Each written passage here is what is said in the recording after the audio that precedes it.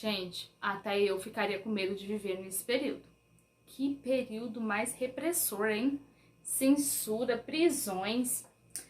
Mas vamos continuar na nossa página 105, as reações do regime militar. Durante todo esse período, diversas pessoas se organizaram de diferentes maneiras para enfrentar o regime. Denunciar abusos e lutar pela volta da liberdade.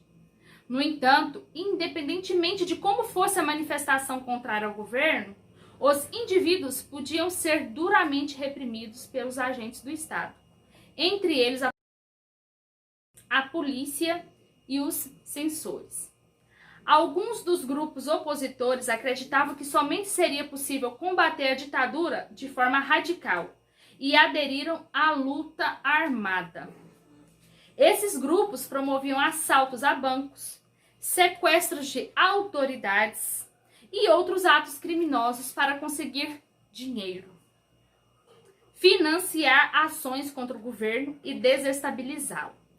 No entanto, em 1971, a maior parte dos grupos de luta armada havia sido desmobilizada pelo governo e já não existia mais. Gente, eles estão batendo de frente com militares. Seus integrantes estavam presos, mortos ou haviam fugido para outro país. Nós vimos aí que as pessoas não se deram por vencidas, né? Tivemos aí a luta armada. Infelizmente, você vai combater uma força com militar, não dá, por mais que eles tentassem. Mas teve alguns movimentos culturais durante esse período. Vamos conhecer um pouquinho deles? Mesmo com a forte censura às produções artísticas, literárias e aos meios de comunicação, esse foi um período de intensa movimentação cultural. Nos teatros, grande parte das produções abordava temas nacionais e buscava estimular o debate sobre questões políticas e sociais. Destacaram-se na época os grupos Teatro da Arena e Teatro Oficina. Também a música, com os festivais da canção e a Tropicália.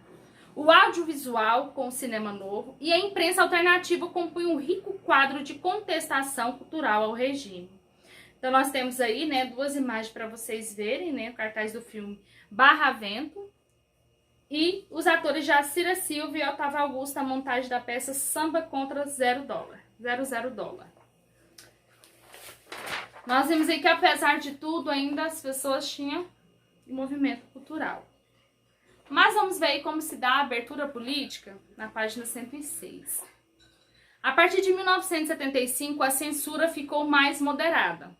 Quer dizer que ainda tinha censura, mas não tanto. Isso fazia parte da estratégia do governo de Geisel, que governou de 1974 a 1979, que pretendia iniciar mudanças para possibilitar a volta da democracia. Então, Geisel começou a abafar a censura ali, né? Abafar um pouquinho a ditadura para trazer de volta o quê? A democracia. Graças à pressão da população, Geisel diminuiu as restrições à propaganda eleitoral e mais tarde, em 1978, acabou com a censura à imprensa e permitiu a volta dos exilados políticos. Quem que são os exilados políticos? São pessoas que saíram do país por discordar do governo e se opor a ele. Então, essas pessoas que estavam morando no outro país poderiam voltar para o Brasil. Esse processo continuou na administração de João Batista Figueiredo, o último presidente militar.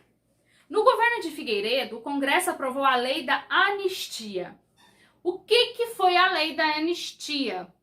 A anistia foi o perdão concedido pela justiça a crimes cometidos por determinados grupos ou em determinadas circunstâncias, que inocentava os que tinham cometido crimes políticos durante a ditadura, como os que praticaram crimes a mando do governo. Outra medida importante foi a reforma partidária, que possibilitou o pluripartidarismo, ou seja, a volta de vários partidos políticos. Ambas foram vitórias importantes para o retorno da liberdade individual e política dos cidadãos brasileiros. Apesar disso, ainda faltava um passo fundamental para a volta à democracia. O que faltava? As eleições diretas para presidente. O povo queria ir para a urna votar e escolher o seu governante. foi onde surgiu Diretas Já. O que foi o Diretas Já? A partir de 1983, movimentos populares por todo o país passaram a reivindicar eleições diretas para presidente. Essa campanha ficou conhecida como Diretas Já. No entanto, a reivindicação da população não foi atendida pelo Congresso Nacional. Em 1985, o colégio eleitoral, formado por senadores, deputados federais e alguns deputados estaduais, elegeu o primeiro presidente civil.